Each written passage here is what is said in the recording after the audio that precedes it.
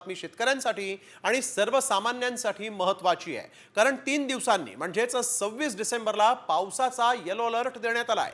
विदर्भासह मध्य महाराष्ट्रात हा येलो अलर्ट जारी करण्यात आला आहे। धुळे, नंदुरबार, नाशिक जिल्ह्याला जोरदार पावसाचा इशारा देण्यात आलेला आहे।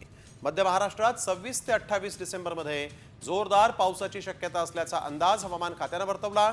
ईशान्येकडच्या राज्यांमध्ये पावसाला पोषक वातावरण तयार झालेले आहे आणि याचाच परिणाम महाराष्ट्राच्या तापमानावर होणार आहे। त्यामुळे पुढील काही दिवसात राज्यात पावसाची शक्यता आहे।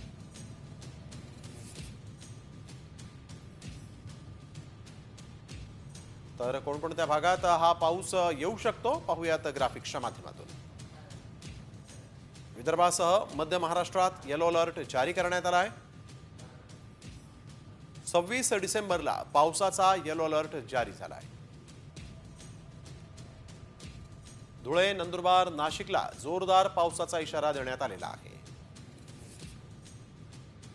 मध्य महाराष्ट्रात 26 ते 28 डिसेंबरला पावसाची शक्यता आहे। राज्यात पुढील काही दिवसात पावसाची शक्यता असल्याचा इशारा देण्यात आलेला आहे। वळूया एका पुढील महत्त्वाच्या बातमीकडे। सनी लिओनीबाबत एक मोठी बातमी समोर आली आहे। सनी लिओनीला सरकारकडून दरमहा 1000 रुपये मिळत आहेत। होय, छत्तीसगड सरकारच्या योजनेची सनी लिओनी लाभार्थी आहे। कथितरित्या छत्तीसगड इथं सनी लिओनीच्या नावानं एक ऑनलाईन खातं उघडण्यात आलं होतं, ज्यामध्ये विवाहित महिलांना महतरी वंदन या सरकारच्या योजनेअंतर्गत दर महिन्याला दिले जाणारे 1000 रुपये पाठवले जात होते। दरम्यान आता बस्तर जिल्हा प्रशासन या प्रकरणाची चौकशी करत आहे।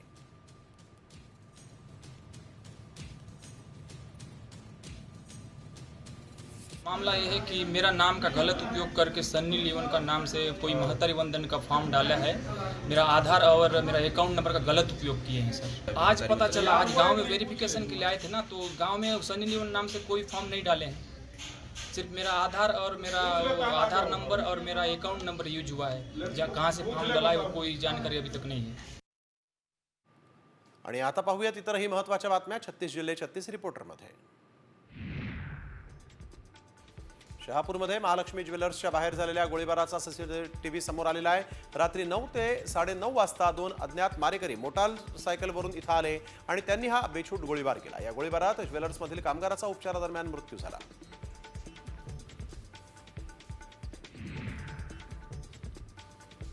उल्हासनगरात एका तरुणाला लोखंडी कड्यानं बेदम मारहाण करण्यात आलेली आहे। प्रेयसीच्या भावाला चुगली केल्याच्या संशयातून ही मारहाण झाली।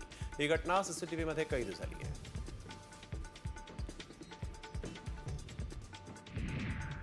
छत्तीसगडमध्ये गायींनी धावती कार थांबवलेली आहे। गायीचं वासरू गाडीखाली आल्याचं गायीला दिसलं आणि त्याला वाचवण्यासाठी म्हणून गायी ज्या आहेत त्या गाडी समोर जाऊन उभ्या राहिल्या। त्यानंतर लोकांनी वासराला वाचवलं असून आता वासरावर उपचार सुरू झाले आहेत।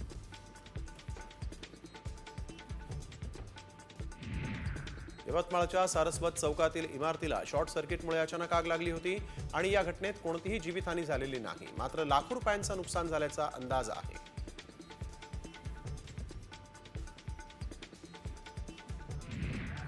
पुण्यातल्या वाघोलीत भरधाव डंपरनं 9 जणांना चिरडलं असून यात 3घांचा मृत्यू झालाय। दरम्यान डंपर चालक गजानन तोटेवर सदोष मनुष्यवधाचा गुन्हा दाखल करण्यात आला असून त्याला अटक करण्यात आलेली आहे।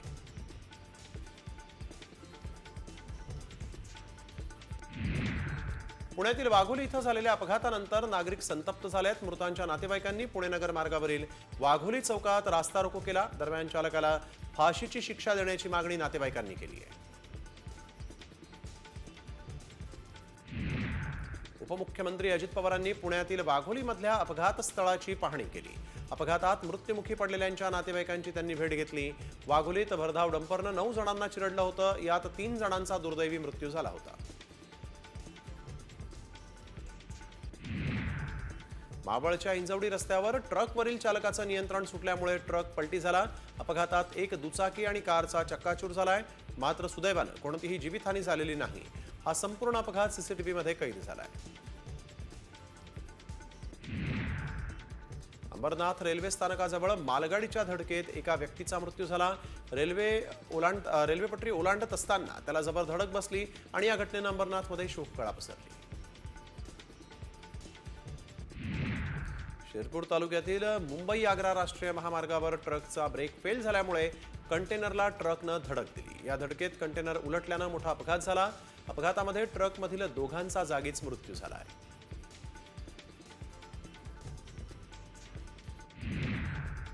बीडच्या छोटेवाडी फाट्यावर भरधाव ट्रॅक्टरनं दुचाकीला मागून धडक दिल्यामुळे भीषण अपघात झाला। यामध्ये दुचाकीस्वाराचा जागीच मृत्यू झालाय तर एक जण गंभीर जखमी आहे। आरोपी ट्रॅक्टर चालक फरार असून माजलगाव ग्रामीण पोलीस ठाण्यामध्ये गुन्हा दाखल करण्यात आला आहे।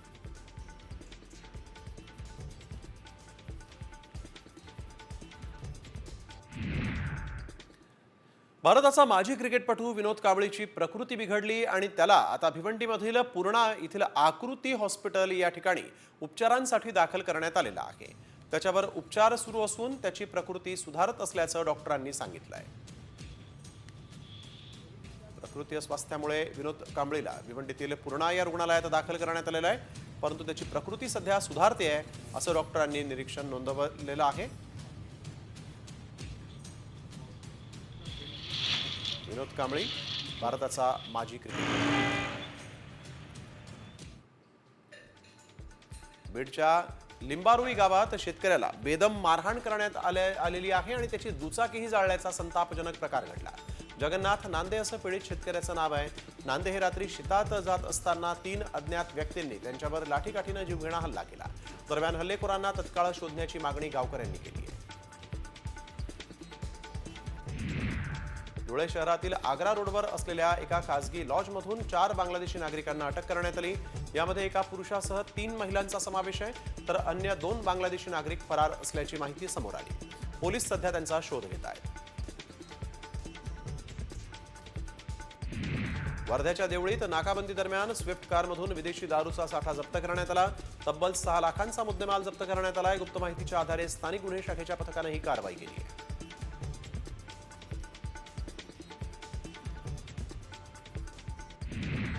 वर्ध्यात ऑनलाईन शॉपिंग करणं महिलेला महागात पडलाय। 997 रुपयांचा ड्रेस आवडला नसल्यामुळे रिफंड मिळवण्यासाठी एपीके फाईल ओपन करताच महिलेच्या खात्यातून तब्बल 1 लाख रुपये परस्पर गायब झाले।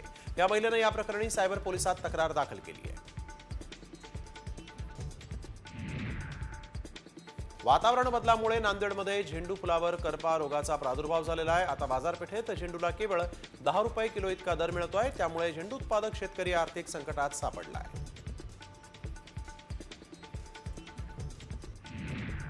तूर दरामध्ये 1,500 घसरण झालेली आहे। 9,750 रुपये प्रति क्विंटल असलेले तुरीचे भाव आता मात्र 8,100 रुपये प्रति क्विंटलवर आलेले आहेत।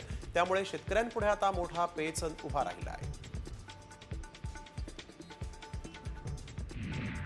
नाशिकच्या खामखेडा परिसरात उन्हाळी कांदा लागवडीला उशिरा सुरुवात झाली।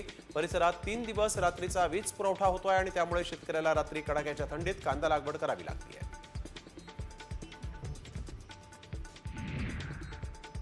अमरावती जिल्ह्यात सोयाबीनचा भाव 4,000च्या खाली आलेला आहे। सोयाबीनचा शासकीय दर 4,892 रुपये असताना मात्र यंदा सोयाबीनचे दर 4,420 रुपयांवर गेले नव्हते। त्याच कारणानं अजूनही अनेक शेतकऱ्यांनी सोयाबीनची विक्री केलेली नाही। या दरामुळे शेतकरीही त्रस्त आहेत। यवतमाळच्या पांढरकवडा इथं खरेदी विक्री संघामार्फत नाफेडची सोयाबीन खरेदी सुरू होती, मात्र आता सोयाबीन साठवणुकीसाठी जागा नसल्यामुळे सोयाबीन खरेदी बंद ठेवण्यात आलेली आहे आणि त्यामुळे सोयाबीन उत्पादक शेतकऱ्यांची गैरसोय होण्याची शक्यता आहे। धाराशिवमधल्या परंडा तालुक्यातील 5 पिंपळा इथल्या केळी इराण आणि इराकमध्ये निर्यात करण्यात येत आहेत। शेतकरी नागेश राजाराम पाटील यांनी आपल्या शेतामध्ये 3 एकर क्षेत्रात मायक्रोसन या जातीच्या केळीची लागवड केली होती। दरम्यान या केळीला 27 रुपये इतका भाव मिळाला आहे।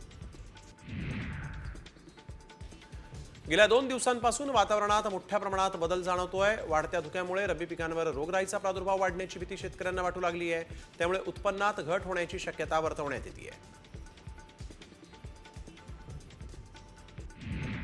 राज्य शासनानं गाईच्या दुधावर 5 रुपयांवरून 7 रुपये प्रति लिटर अनुदान देण्याचा निर्णय घेतलेला आहे आणि या निर्णयामुळे राज्यातील दूध उत्पादक शेतकऱ्यांना आर्थिक दिलासा मिळाला आहे।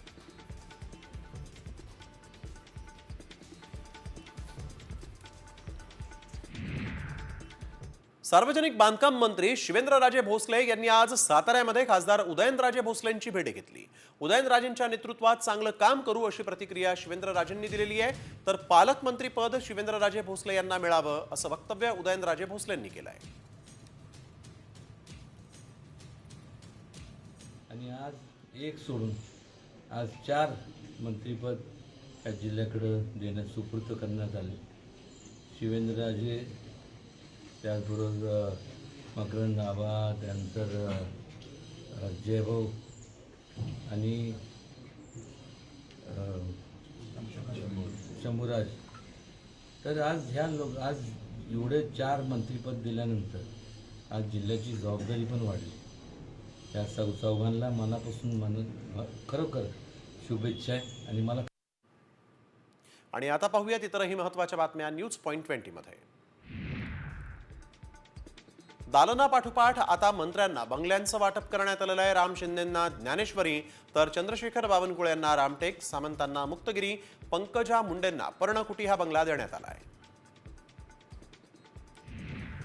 लोकसभेचे विरोधी पक्षनेते राहुल गांधींनी सोमनाथ सूर्यवंशी कुटुंबियांची भेट घेतली। सूर्यवंशी कुटुंबियांचं सांत्वन केल्यानंतर राहुल गांधींनी मुख्यमंत्र्यांवर गंभीर आरोप केलाय। सोमनाथ यांची पोलिसांनी हत्या केली असून याला जबाबदार मुख्यमंत्री आहेत असा गंभीर आरोप राहुल गांधींनी केला। राहुल गांधींनी आंबेडकरी चळवळीतील ज्येष्ठ नेते विजय वाकोडे यांच्या कुटुंबियांचीही भेट घेतलेली आहे, त्यांचं सांत्वन केलं आहे। सोमनाथ सूर्यवंशींच्या अंत्यसंस्कारावेळेस विजय वाकोडे यांना हृदयविकाराचा धक्का येऊन त्यांचा मृत्यू झाला होता, त्यामुळे सोमनाथ सूर्यवंशींच्या कुटुंबियांची भेट घेतल्यानंतर राहुल गांधी हे वाकोडे यांच्या कुटुंबियांचं सांत्वन करण्यासाठी त्यांच्या घरी पोहोचले होते। मारहाण करून सोमनाथची हत्या केली असा गंभीर आरोप सोमनाथच्या आईनं केलाय।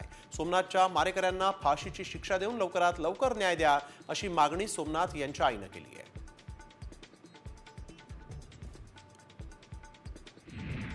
कपड्यांचा रंग निळा असला म्हणजे कुणी आंबेडकरवादी होत नाही असा टोला खासदार नारायण राणे यांनी राहुल गांधी यांना लगावलाय।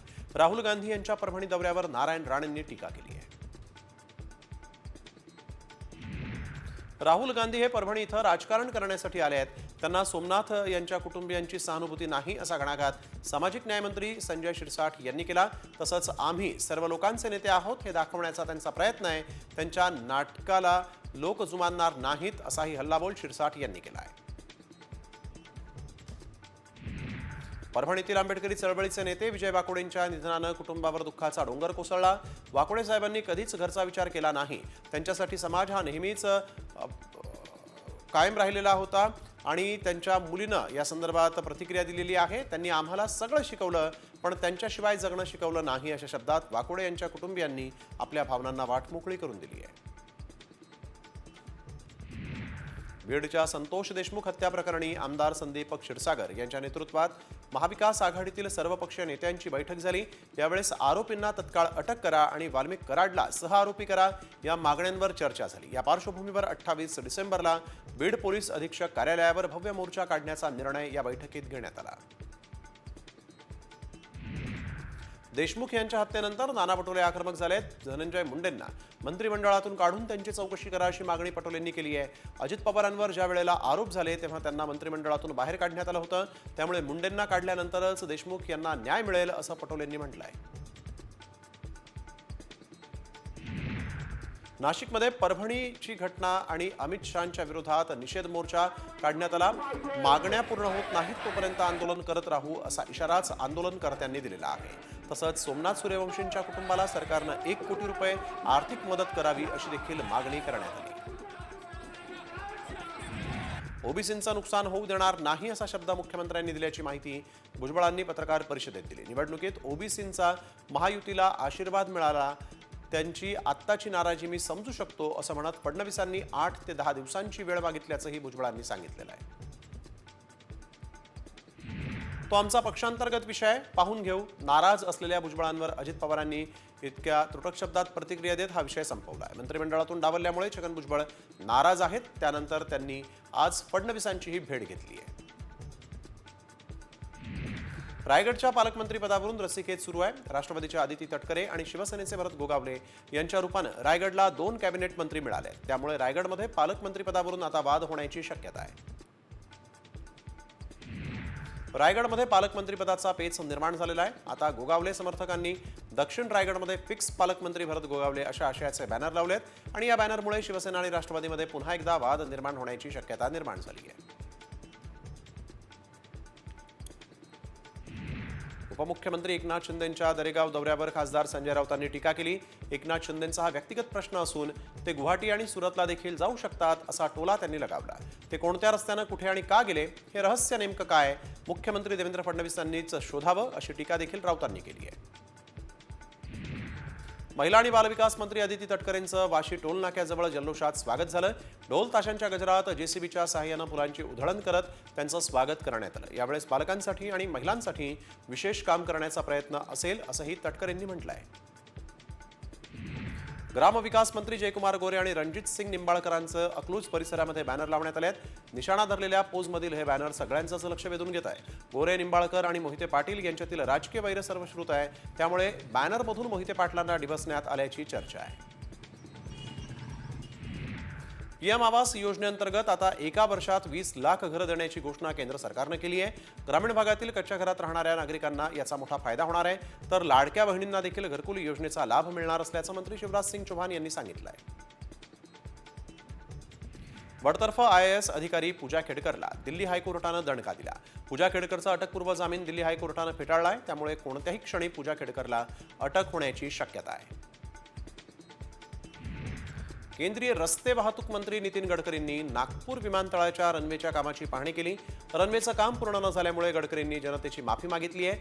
1 महिन्यात काम पूर्ण करण्याचे निर्देश त्यांनी कंत्राटदाराला दिलेले आहेत. तर 3 किलोमीटरच्या रनवेसाठी 1.5 वर्ष कसे लागतात हे हास्यास्पद आहे असंही गडकरींनी म्हटलं आहे. आता 5वी आणि 8वीला विद्यार्थी नापास झाल्यास प्रमोट करण्यात येणार नाही. केंद्रीय शिक्षण मंत्रालयानं याबाबतचा निर्णय घेतलाय. 5वी पुढील न नापास धोरण केंद्र सरकारनं रद्द केलं. पूर्वी 5वी आणि 8वीला वार्षिक परीक्षेत नापास होणाऱ्या विद्यार्थ्यांना पास करून पुढच्या इयत्तेत प्रमोट केलं जात होतं. अमित शहांनी केलेल्या वक्तव्याचा निषेध करण्यासाठी ठाण्यामध्ये महाविकास आघाडीच्या वतीनं जोरदार निदर्शनं करण्यात आली. मवियाचे नेते जितेंद्र आव्हाड, राजन विचारे यांच्या नेतृत्वाखाली ही निदर्शनं करण्यात आली.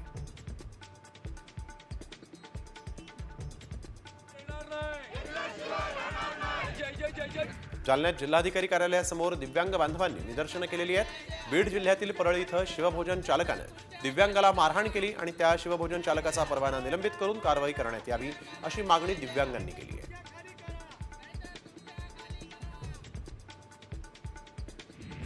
महाराष्ट्र राज्य अंगणवाडी बालवाडी कर्मचारी युनियन हायटेक 3 जानेवारीपासून वर्धा जिल्हा परिषदेसमोर आंदोलन करणार आहे.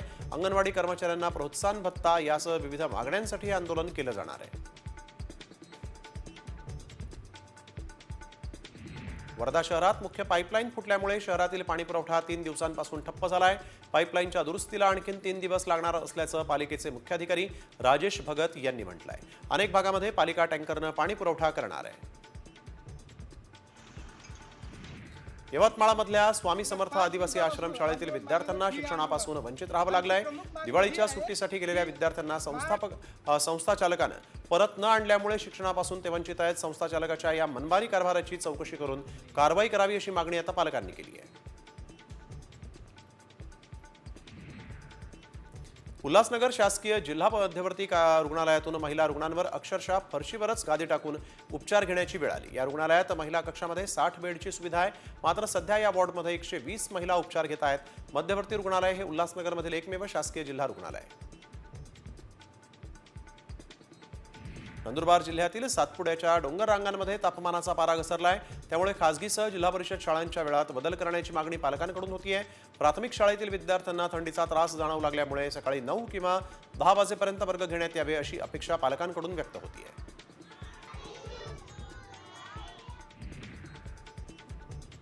सोलापूर शहरातील होम मैदानावर कृषी प्रदर्शनाचं आयोजन करण्यात आलं.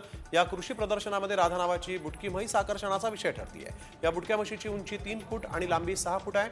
ही राधा जगातील सर्वात बुटकी म्हैस असल्याचा दावा तिच्या मालकाने केला आहे.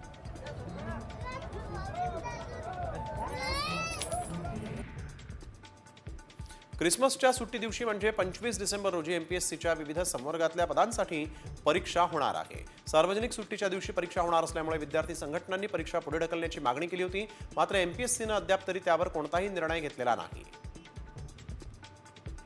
क्रिसमससह न्यू इयर सेलिब्रेशन करणाऱ्यांसाठी खुशखबर असून यंदा हे सेलिब्रेशन जोरदार होणार आहे. 24, 25 आणि 31 डिसेंबरला पहाटे 5 वाजेपर्यंत मद्य विक्री सुरू राहणार आहे आणि यात hotel, restaurant, permit room, orchestra, bar हे देखील पहाटे 5 पर्यंत सुरू ठेवण्यास परवानगी देण्यात आलेली आहे. याबद्दलचे आदेश आज गृह विभागानं काढलेले आहेत.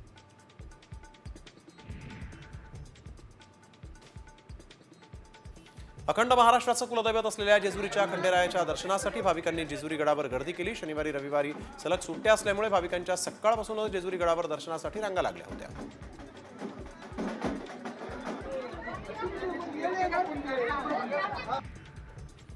नाताळ आणि सलगच्या सुट्ट्यांमुळे शेगावमध्ये भाविकांची मोठी गर्दी पाहायला मिळते. संत गजानन महाराजांच्या समाधीचं दर्शन घेण्यासाठी देशभरातून भाविकांनी मोठी गर्दी केली. तसंच शेगाव शहरातील सर्व हॉटेल्स आणि लॉज हाऊसफुल झालेले आहेत.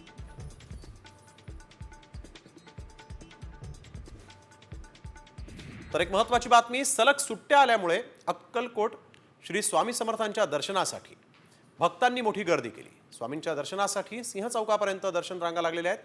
श्री स्वामी समर्थ महाराज की जय या जयघोषानं मंदिर परिसर दणाणला आहे.